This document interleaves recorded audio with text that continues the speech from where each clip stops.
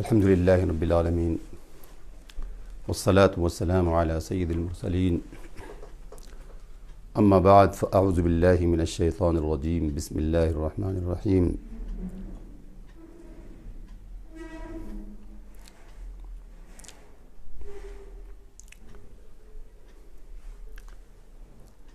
قل ان کنتم تحبون اللہ فاتبعونی یحببکم اللہ ویغفر لکم ذنوبکم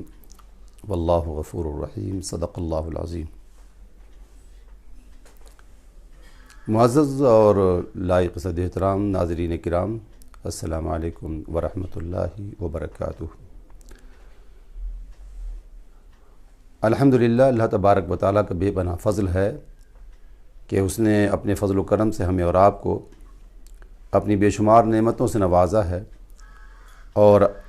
یہ ماہ مبارک جو گزر رہا ہے رمضان المبارک کا، اللہ تبارک و تعالیٰ نے اپنے فضل و کرم سے ہمیں اور آپ کو، دنیا اسلام کو، یہ عظیم ترین مہینہ عطا فرمایا جس میں روزہ رکھنا ہمارے لیے ایک خاص عبادت مختص کی گئی ہے، جو کہ 29 دن یا 30 دن مہینے میں جو ہوتے ہیں اس کے مطابق یہ عبادت کی جاتی ہے۔ ناظرین کرام، رمضان المبارک کے مہینے میں، جیسے سے پہلے بھی میں نے عرض کیا ہے کہ ہم اس مہینے میں روزے رکھتے ہیں، یہ ہم پر فرض ہے، اور اس کے علاوہ کچھ لوگوں پر جو بہت زیادہ بیمار یا بوڑھے ہیں، ان کے علاوہ جو ہے ہر ایک کو جو ہے روزہ رکھنا پڑتا ہے، ان کو اس میں مستثنیٰ کیا گیا، ان کے لیے فدیے کا حکم دیا گیا ہے۔ باقی جو ہے اس ماہ مبارک میں لوگ بہت زیادہ تعداد میں ذوق شوق کے ساتھ جو ہے نمازیں پڑھنے کے لیے مسجدوں میں آتے ہیں، عبادتیں کرنے آتے ہیں، قرآن پڑھتے ہیں، تراویح کی نماز پڑھتے ہیں، اور افطار بھی کراتے ہیں، اور بڑا شور اور بڑا شوق ہوتا ہے، اور ہر طرف ایک ازدحام ہوتا ہے مسلمانوں کا۔ لیکن یہ سال میں یعنی کہ 2020 کے رمضان المبارک میں جو کیفیت ہماری چل رہی ہے وہ تو یہ ہے کہ وہ مسجدوں کی رونقیں جو تھیں، جو بہت زیادہ شوق اور ذوق کے ساتھ سب مل کر کے جو ہے افطاری کا اہتمام کیا کرتے تھے، لوگوں کے ساتھ بغل گیر ہوا کرتے تھے، لوگوں کے ساتھ ہم مل کر کے جو ہے افطار کرتے تھے اور کراتے تھے۔ اس کے بعد تراویح کی نماز کا ازدحام ہوتا، یہ سارا کچھ۔ لیکن اس سال چونکہ ایک ایسی وبا دنیا میں پھیلی ہوئی ہے جس کی وجہ سے ساری دنیا میں مسجدیں بند ہیں، بلکہ لاک ہیں مسجدیں ایک دم، اور مسجدوں میں لوگوں کو جانا ممنوع ہے، بلکہ گھر سے بھی جو ہے بلا ضرورت جو ہے نکل نہیں سکتے۔ کئی ملکوں میں سخت ترین احکامات کے تحت لاک ڈاؤن ہے، اور ہم جہاں رہ رہے ہیں یہاں بھی ہمیں بہت ساری چیزوں کا خیال رکھنا چاہیے، اور یہ کہ مسجدوں میں تو بالکل بند ہے ہماری، اس لیے ہم مسجد میں جا نہیں سکتے، گھر میں ہی روزہ رکھ کے عبادت کرتے ہیں، قرآن پڑھتے ہیں، ذکر و اذکار کرتے ہیں، تراویح کی نماز پڑھتے ہیں، تہجد کی نماز پڑھتے ہیں، اور پڑھنا چاہیے، سارے مسلمان ایسا ہی کر رہے ہیں، اسی کے مطابق کرنا چاہیے۔ اللہ تعالیٰ یہ جو کیفیت ہے، جو حالات ہیں، جو وبا ہے، اس کے لیے دعا کریں کہ اللہ تعالیٰ جلد از جلد اس وبا کو اٹھا لے دنیا سے اور ختم کر دے اس کو، مسجدیں ہماری کھل جائیں اور عبادتیں شروع ہو جائیں، اور ذوق و شوق شروع ہو جائے، مسجدوں میں آنا لوگوں کو شروع ہو جائے، رب کی بارگاہ میں حاضری شروع ہو جائے۔ یہ آپ اور ہم سب دعا کریں کہ جلد از جلد اللہ تعالیٰ اس بلا سے ہم سب کو اور اس وبا سے محفوظ و مامون فرمائے۔ ناظرین کرام، آج کی جو گفتگو ہے اس میں کچھ سوالات ہیں، اس سوالات پہ ہم انشاءاللہ العزیز بات کریں گے،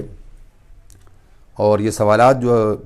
کچھ لوگوں نے جو ہے بھیجے تھے اس کے مطابق جو ہے ان سوالات کے جواب دینا ہے آج کی اس گفتگو میں۔ ایک سوال کسی بہن نے یہ کیا کہ ان کی کڈنی خراب ہیں اور گردے خراب ہیں، روزہ نہیں رکھ سکتی، تو اس صورتحال میں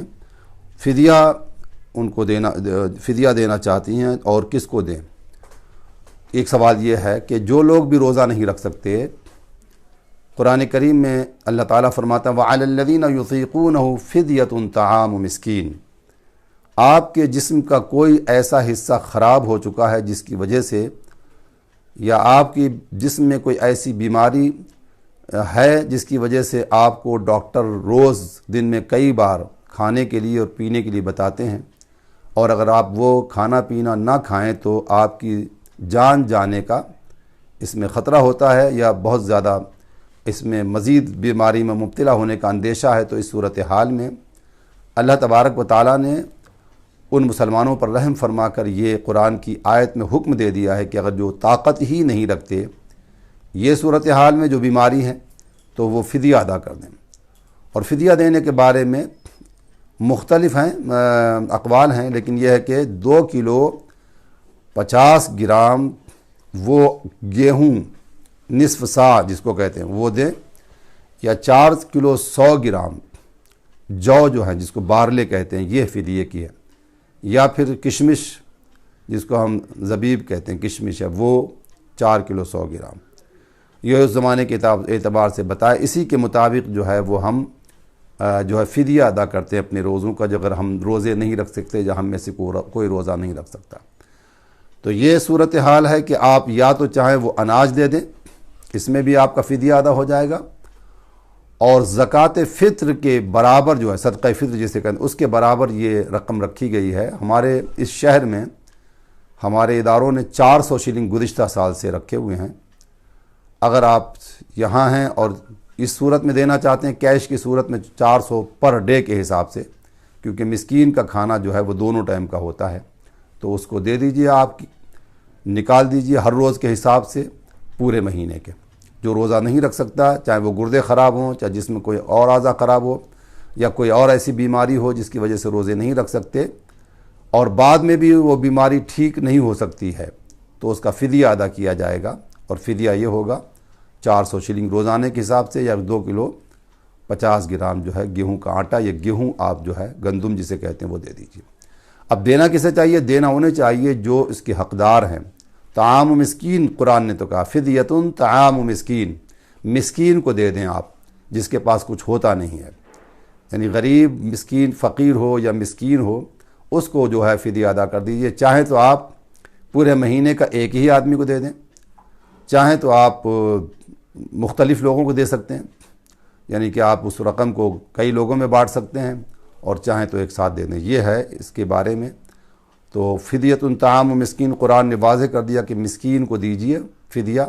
اور مسکین میں اگر آپ کا کوئی عزیز رشتہ دار ہے تو وہ زیادہ اس کو مقدم رکھیں، اس کو دیں پہلے. تو یہ ہے کہ کوئی جو روزہ نہیں رکھ سکتا تو وہ فدیہ ادا کرے اور ان لوگوں کو دے جو اس کے حقدار ہیں. اور اس میں مسکین کا ذکر قرآن میں کیا گیا، اور جو فقیر ہے مسکین ہے جو لوگ بھی اس طرح کے لوگ ہیں آپ کے علم میں آپ کے قریبی ان کو دیجیے، اور مسلمان ہونا چاہیے، یہ ضروری ہے. دوسرا سوال ہے اس میں زکوٰۃ الفطر جو ہے وہ کتنا ہے اور کیا پہلے بھی دیا جا سکتا ہے؟ یہ دوسرا سوال ہے آج کا. زکوٰۃ الفطر یہی ہے جو میں نے ابھی آپ کے سامنے خدمت میں عرض کیا کہ 2 کلو 50 گرام گیہوں گندم یا اس کا آٹا ہو، یہ دے دیں آپ چاہیں تو، اور چاہیں تو 400 شلنگ کے حساب سے جو کیا ہے وہ دے دیں، یا آپ کی مرضی ہے کہ آپ اس آٹے کی قیمت اپنے حساب سے نکال کے دے سکتے ہیں. تو اس صورتحال میں آپ وہ زکوٰۃ فطر جس کے ہم صدقہ فطر کہتے ہیں وہ واجب ہے، اور نماز عید سے پہلے دینا چاہیے. سوال میں یہ بات کی گئی ہے کیا اس سے پہلے بھی قبل بھی دیا جا سکتا ہے؟ جی ہاں دے سکتے ہیں. حالانکہ حدیث میں یہ فرمایا گیا کہ زکوٰۃ فطر جو ہے تمہارے روزے جو ہے درمیان میں معلق رہتے ہیں، اللہ کی بارگاہ میں قبولیت کے لیے روک لیے جاتے ہیں جب تک کہ زکوٰۃ فطر ادا نہ کیا جائے. تو یہ خاص طور سے عید سے پہلے یہ عمل کیا جاتا ہے، آخری رمضان میں لوگ کرتے ہیں، لیکن بہرحال اگر ضرورت ہو کسی کو اس بات کی تو وہ پہلے بھی دیا جا سکتا ہے، اس میں بھی کوئی حرج نہیں ہے. ایک اور سوال ہے اس میں آج کے سوالات میں جو ہے وہ یہ ہے کہ دھواں جو ہے وہ کوئی آدمی کے منہ میں چلا جائے تو کیا اس سے روزہ ٹوٹ جاتا ہے؟ دھواں ایسے ہی منہ میں اگر چلا جاتا ہے تو اس سے روزہ نہیں ٹوٹتا، لیکن اگر کوئی شخص دھوئیں کو قصداً کھینچے گا، اگر اپنے جو ہے ناک کے ذریعے سے منہ کے ذریعے سے قصداً کھینچتا ہے تو روزہ ٹوٹ جاتا ہے. جس طرح کے لوگ سگریٹ اور بیڑی یا جو بھی اس طرح کی چیزیں استعمال کرتے ہیں اور وہ حلق سے نیچے ہی جاتے ہی اس کا روزہ ٹوٹ جاتا ہے. تو ایک صورتحال یہ. ایک اور سوال کیا گیا اس میں جو ہے وہ یہ ہے کہ جو انہیلر لوگ لیتے ہیں روزے میں، اور روزے کی صورت میں اگر انہیلر لیں تو کیا روزہ ٹوٹ جاتا ہے؟ جی ہاں بالکل روزہ ٹوٹ جائے گا. مفتیان کرام فرماتے ہیں، فقہاء نے فرمایا کہ روزہ حلق کے نیچے اگر آپ کا کوئی بھی چیز گزر جاتی ہے حلق سے نیچے تو روزہ توڑ دیتے ہیں، یعنی کہ اس کو آپ نے دخول کر لیا، اندر داخل کر لیا تو وہ روزہ توڑ دے گی آپ. اس لیے انہیلر سے روزہ ٹوٹ جاتا ہے، اکثر فقہا نے یہی اور جو ہے مفتیان کرام نے فرمایا ہے۔ اور یہ ہے کہ بعض لوگ یہ کہتے ہیں کہ اگر کوئی روزہ رکھنے کا اتنا ذوق اور شوق رکھتا ہے تو روزہ رکھ لے، اور انہیلر کی اس کو بہت ضرورت پڑتی ہے، اس کے بغیر نہیں چلتا تو انہیلر بھی لے لے، لیکن ساتھ میں فدیہ بھی ادا کر دے تو اسے انشاءاللہ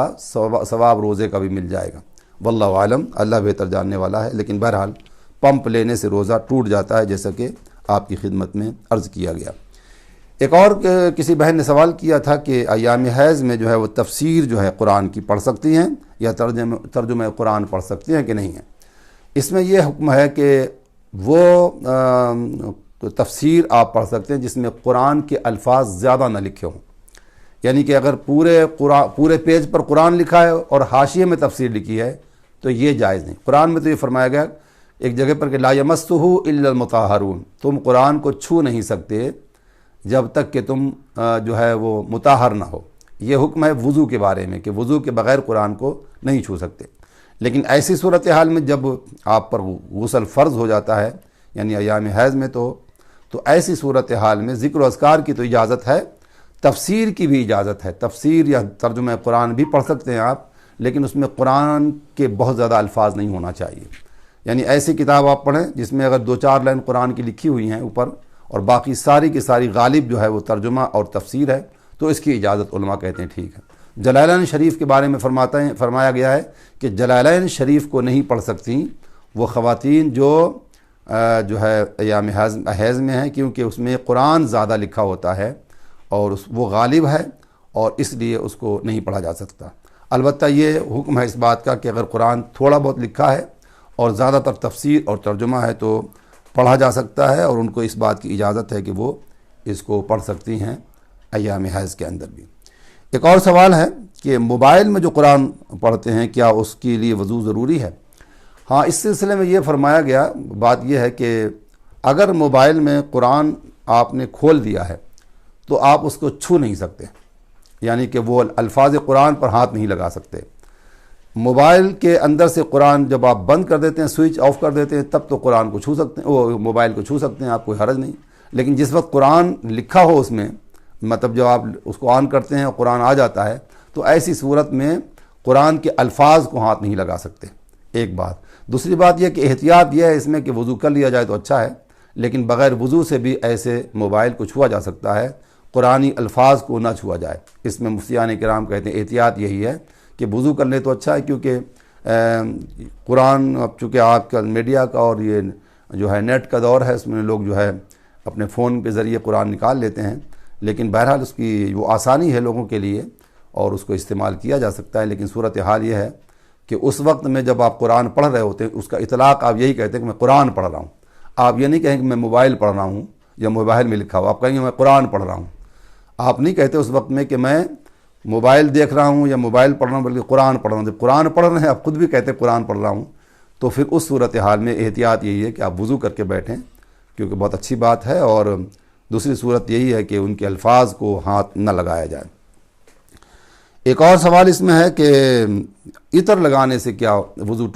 جو ہے روزہ ٹوٹ جاتا؟ نہیں، بالکل نہیں۔ عطر لگانے سے وضو جو ہے روزہ نہیں ٹوٹتا، سرما لگانے سے روزہ نہیں ٹوٹتا، سن میں تیل لگانے سے روزہ نہیں ٹوٹتا، جسم میں تیل لگانے سے روزہ نہیں ٹوٹتا۔ روزہ ٹوٹتا ہے کوئی چیز کو بھی جسم کے اندر داخل کرنے سے روزہ ٹوٹتا ہے۔ جسم کے اندر کوئی چیز کو داخل کریں گے آپ تب روزہ ٹوٹ جائے گا۔ روزہ خارجی چیزوں پر اگر کوئی آپ نے لگایا ہے تو روزہ نہیں ٹوٹے گا۔ سرما لگانے سے بھی نہیں ٹوٹتا اسی طریقے سے جو ہے۔ اور یہ ہے کہ دوائیں جب ڈالتے ہیں ہم جو ہے اگر ناک میں یا آنکھ وغیرہ میں اور وہ حلق کے ذریعے سے جانے کا خطرہ ہوتا ہے تو وہ الگ بات ہے، اگر آپ روک سکتے ہیں تو اس کی دوا کی بھی اس میں اجازت ہوگی۔ ایک اور سوال ہے کہ جو ہے اعتکاف اب ایسی صورتحال میں کہاں کیا جائے؟ اعتکاف کے لیے مسجدیں تو بند ہیں ہمارے ملکوں میں، یعنی کہ بر صغیر میں ہند و پاک کے اندر، پاکستان میں تو کھل گئی ہیں، لیکن ہندوستان میں مساجد کھلی نہیں ہے، بند ہیں۔ صرف 5 آدمیوں کے لیے اجازت ہوتی ہے، وہاں پر وہ مؤذن اور امام چونکہ وہیں اندر ہی رہتے ہیں اور پھر ان کا کمرہ وہیں ہوتا ہے، اور پھر جو صفائی کرنے والے ہوتے ہیں تو وہ لوگ وہاں 5 آدمیوں کی اجازت ہے کہ وہ لوگ وہاں نماز پنجگانہ بھی پڑھتے ہیں اذان دینے کے بعد میں، اور اس کے ساتھ ساتھ پھر وہ اپنے جو ہے وہ جمعہ بھی پڑھ لیتے ہیں مسجدوں میں۔ ہمارے یہاں نیروبی میں خاص طور سے، شاید کینیا میں، پورے جو ہے مسجدیں بالکل مکمل طور پہ بند ہیں، اور ان میں جو ہے کوئی جمعہ نہیں پڑھتا، جمعہ نہیں ہوتا اکثر جو ہے، اور ساتھ ساتھ یہ بھی ایک اذان دینے کے بعد وہاں پر کوئی جماعت بھی نہیں ہوتی۔ تو ایسی صورتحال میں اعتکاف مسجد میں نہیں ہو سکتا۔ اعتکاف کے بارے میں یہ ہے کہ سنت مؤکدہ علی الکفایہ، یہ جو اعتکاف رمضان کی 20 تاریخ سے لے کر کے اور جب تک شوال کا چاند نہیں نکلتا، یہ اعتکاف سنت مؤکدہ علی الکفایہ ہے۔ حضور پاک علیہ الصلاۃ والسلام نے اس اعتکاف کو تو ہمیشہ کیا، جب سے کیا تو ہمیشہ کرتے رہے۔ ہمارے لیے بڑی فضیلت اور بڑی اس میں جو ہے برکات بھی ہیں، فضیلت بھی ہے، اور اجر و ثواب بھی بہت ہے۔ اور یہ ہے کہ اعتکاف کرنے کا جو ہے بڑا لوگوں میں ذوق شوق بھی ہوتا ہے، رمضان شریف میں عبادتوں کا موقع مل جاتا ہے، لیکن چونکہ یہ مجبوری ہے، اور مرد کے لیے شرط یہ ہے کہ وہ مرد احناف کے نزدیک تو مسجد میں اعتکاف نہیں کر سکتا۔ البتہ دیگر ائمہ نے کہا، جیسے امام مالک رحمۃ اللہ علیہ کے نزدیک کہا جاتا ہے کہ وہ گھر میں بھی مرد اعتکاف کر سکتا ہے، تو وہ ایک الگ بات ہے، لیکن احناف کے نزدیک گھر میں اعتکاف مرد کے لیے جائز نہیں ہے۔ اور یہ کہ اگر مسجد میں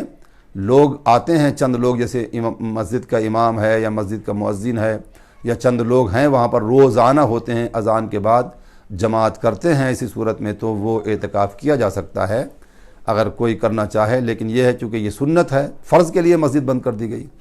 یعنی فرض جو ہے اس کے لیے مسجد جو ہے نہیں کھلی، عام لوگ کوئی نہیں جاتے نماز پڑھنے کے لیے، تو سنت بہرحال اس سے ساقط ہو جاتی ہے۔ اور علماء نے یہ فرمایا، مفتیان کرام نے، کہ ایسی صورتحال میں آپ اعتکاف مسجد میں نہ کریں، کیونکہ مسجد میں آپ جب اکیلے ہوں گے تو ایک تو مشکل ہی ہے جانا، اور نماز بھی وہاں نہیں ہوتی، کیونکہ نماز جس مسجد میں 5 وقت کی نماز ہوتی ہے وہیں اعتکاف ہوتا ہے۔ حالانکہ ہر مسجد میں نماز تو ہوتی ہے، لیکن اب ایسی صورتحال ہے کہ نماز جو ہے وہ شاید کہیں کوئی پڑھ لیتا ہو، لیکن ہماری مسجدوں میں نماز نہیں ہو رہی ہے، اس وجہ سے اعتکاف بھی جو ہے وہ ساقط ہو جاتا ہے۔ البتہ عورتوں کے لیے یہ حکم ہے، وہ تو ہم سب جانتے ہی ہیں کہ عورتیں جو ہے وہ اعتکاف گھر میں کریں، وہی جگہ پر جہاں ہے۔ اس موقع پر ان کے لیے بڑی اچھی موقع ہے ان کے لیے کہ وہ اپنے کمرے میں جیسے اعتکاف کرتی ہیں، خوب ذوق و شوق کے ساتھ رکھیں، اعتکاف کریں، روزے رکھیں، اور خوب عبادت کریں اور دعائیں کریں تمام دنیا کے لوگوں کے لیے، امت مسلمہ کے لیے، تمام دنیا کے لوگوں کے لیے، کہ اللہ تبارک و تعالیٰ اس وبا سے انہیں محفوظ و معمون فرمائے، صاحب انسانیت کو، اور اپنے فضل و کرم سے نوازے۔ ایک اور سوال یہاں پر ہے کہ کیا مصلی کے اندر اعتکاف ہو سکتا ہے؟ جی ہاں، جس مصلی میں 5 وقت کی نماز ہوتی ہے، اگر، کیونکہ یہاں تو مصلی اور مسجد سب بند ہیں، لیکن اگر مصلی میں نماز ہو رہی 5 وقت کی تو اعتکاف کیا جا سکتا ہے، وہاں پر بھی اعتکاف جو ہے ہو سکتا ہے۔ اور ایک اور سوال ہے، سونا اور چاندی ہے لیکن آمدنی کچھ نہیں ہے تو کیا زکوٰۃ دینا ہوگی؟ سونا اگر کسی کے پاس 88 گرامز ہے یا چاندی 612 گرام ہے تو وہ شخص جو بھی ہے وہ ہو جاتا ہے صاحب نصاب، اور صاحب نصاب پر زکوٰۃ جو ہے وہ ادا کرنا فرض ہو جاتی ہے، یعنی اس پر لازم ہے کہ وہ ادا کریں۔ اب یہ ہے کہ اس میں کام نہیں ہے، کوئی ذریعہ آمدنی نہیں ہے، تو وہ ایک الگ بات ہے، لیکن چونکہ شریعت کی اصطلاح میں وہ غنی کہلاتا ہے جس کے پاس یہ مال ہو، صاحب نصاب ہو، تو اس کو بہرحال زکوٰۃ ادا کرنا پڑے گی اگر وہ زکوٰۃ کی نصاب کو پہنچتا ہے، اور اس میں کوئی اپنی طرف سے کچھ نہیں کہہ سکتا، بلکہ اس کو جو ہے زکوٰۃ ادا کرنا چاہیے، اور زکوٰۃ اسے ادا کرنا چاہیے اور ادا کرنا پڑے گی اسے، جو صاحب نصاب ہے، صاحب مال ہے۔ اگر اس کے پاس سونا اور چاندی ہے تو اس میں سے کچھ نکالے حصہ، اور اسی کو فروخت کر کے اس میں سے جو ہے وہ ادا کرے، دعا کرے اللہ تعالیٰ سے کہ اسے اللہ فارغ البالی کر دے۔ ایک اور سوال یہاں پر کیا گیا ہے، وہ یہ ہے کہ افطار کرانا بڑا ثواب کا کام ہے۔ افطار جو ہے وہ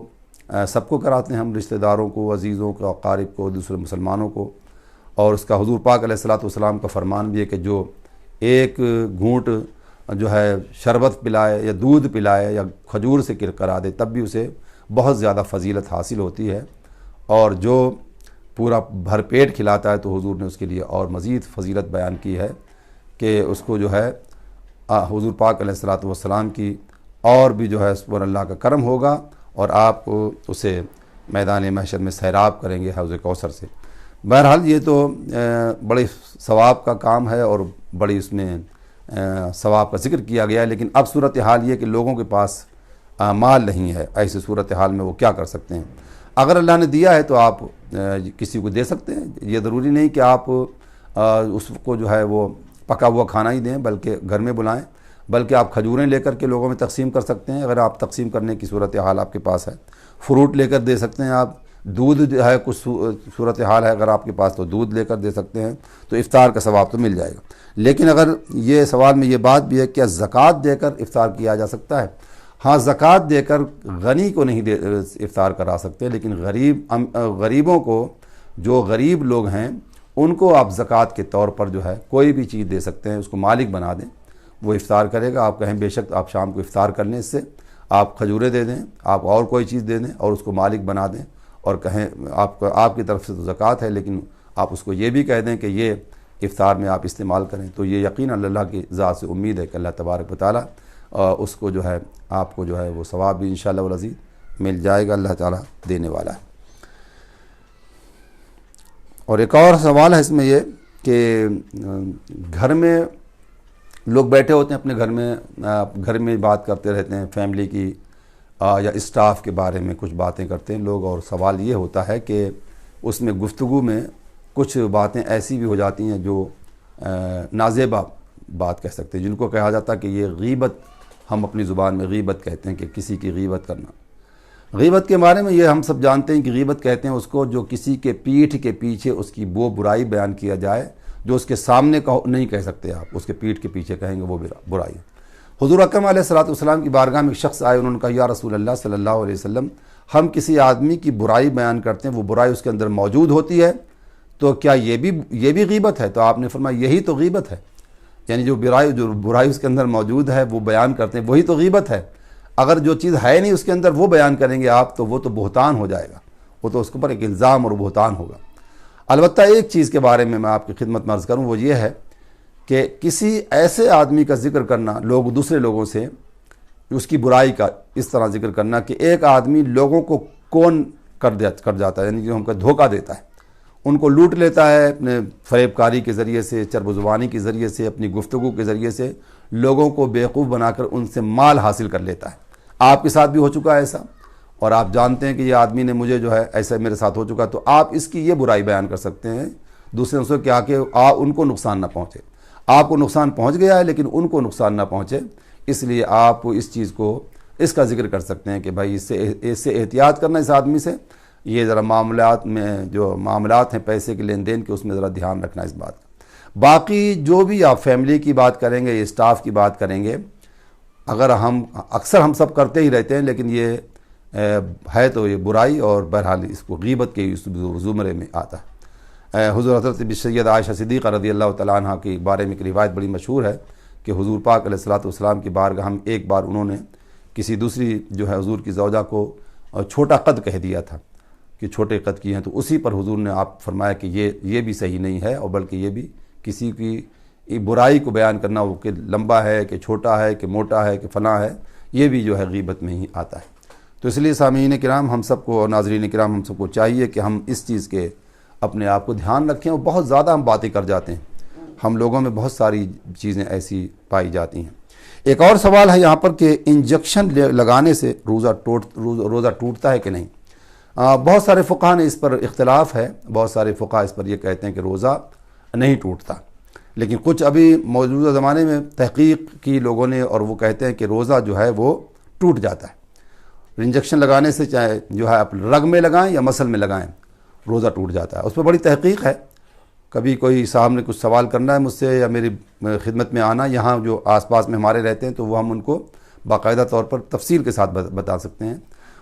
لیکن یہ ہے عرض کروں آپ کی خدمت میں، وہ یہ کہ روزہ جو ہے اس لیے ٹوٹ جاتا ہے کہ دخول سے روزہ ٹوٹتا ہے، خروج سے نہیں، کوئی چیز بھی اندر داخل کرتے ہیں۔ اب ہوتا یہ ہے کہ آپ مثال کے طور پر آپ کو جو ہے ایک بیماری بخار آ گیا آپ کو، اور آپ نے اس کے لیے کوئی دوا کھائی، پیناڈول کھائی یا کوئی دوا کھائی کہ یہ بخار آپ کا دور ہو جائے۔ اس بخار کو دور کرنے کے لیے آپ نے کوئی دوا کھائی جو آپ کے پیٹ میں جاتی ہے، معدے میں پہنچتی ہے، کچھ عرصے دیر کے بعد وہ پھر اثر کرتی ہے، پھر وہ خون میں جاتی ہے، یعنی اس کا اثر خون میں جاتا ہے، تب آپ کا وہ بخار یا وہ بیماری جو وقتی طور پر آپ پر حاوی ہے وہ کم ہو جاتی ہے، اور اس وجہ سے وہ آپ کا وہ بیماری کم ہو جاتی ہے اور وہ بخار ٹوٹ جاتا ہے، کم ہو جاتا ہے۔ وہ فرماتے ہیں، علماء فرماتے ہیں کہ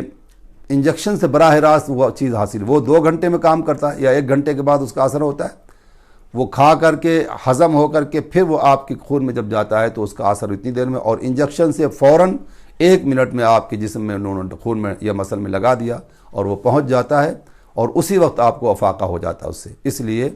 اس پر اور مزید بھی گفتگو ہے، لیکن میں زیادہ لمبی اور طویل بات نہیں کرتا۔ بہرحال علماء کرام میں اس میں اختلاف پایا جاتا ہے، اگر آپ کوئی دوسرے محققین ہیں ایسے جو آپ کو اس کا جواب دے سکتے ہیں تو بے شک آپ کی مرضی ہے، لیکن جو میں نے پڑھا ہے میرے علم میں یہی ہے کہ روزہ اس سے ٹوٹ جاتا ہے، اور اس پہ بڑی تفصیل سے علماء نے بحث فرمائی۔ واللہ عالم، اللہ بہتر جاننے والا ہے، اور اسی کے جو ہے سارا کچھ اسی کے علم میں۔ ایک اور سوال ہے، وہ انشاءاللہ العزیز ہم آج تو نہیں کر پائیں گے لیکن اگلے گفتگو میں ہم کریں گے، وہ ہے وطر کی سے متعلق ہے کہ وطر کی جو نماز ہے وہ 3 رکعت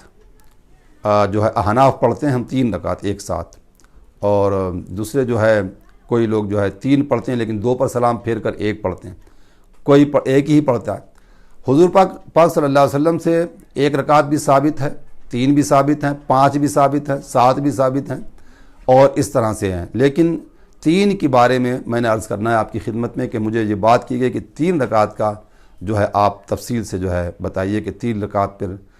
کیا دلائل ہیں اس کے۔ تو انشاءاللہ العزیز ہم اس پر اگلے ہفتے بات کریں گے جب ہم آپ کے سامنے آئیں گے، اور اس پر تفصیل سے آپ کی خدمت میں گوش گزار کی جائیں گے احادیث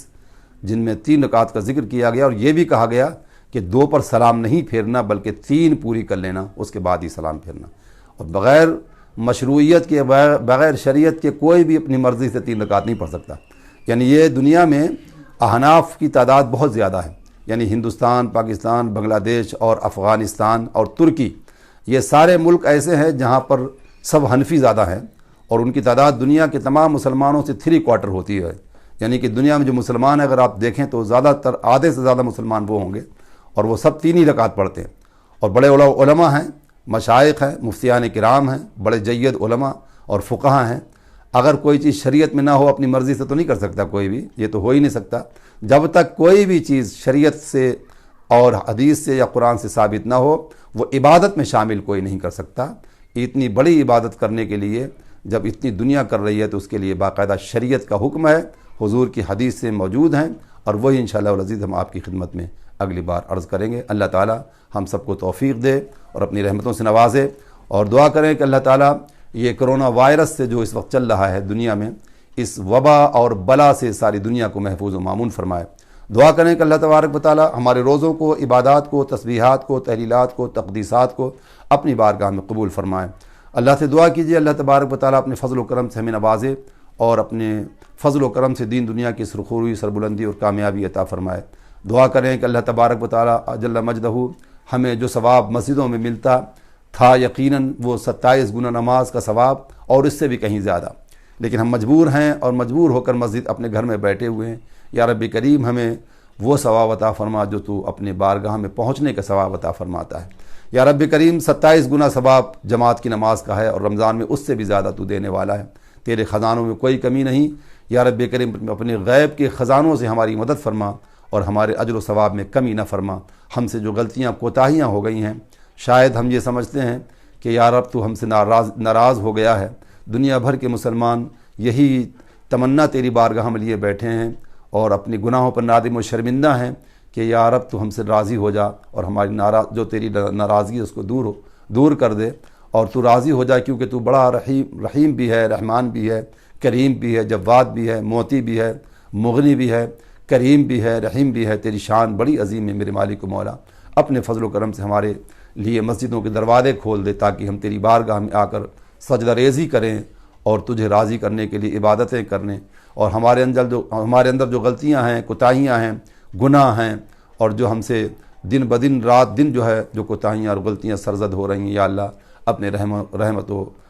کرم سے انہیں معاف فرما دے اور اپنے فضل و کرم سے ہمیں نواز دے، اور جلد از جلد مولا کریم اس بیماری و بلا سے ہمیں، دنیا بھر کے مسلمانوں کو اور تمام انسانیت کو محفوظ و مامون فرما۔ وآخر الدعوانا ان الحمد للہ رب العالمین، وصلی اللہ علی خیر خلقہ محمد و آلہ و اصحابہ اجمعین برحمتک یا ارحم الراحمین۔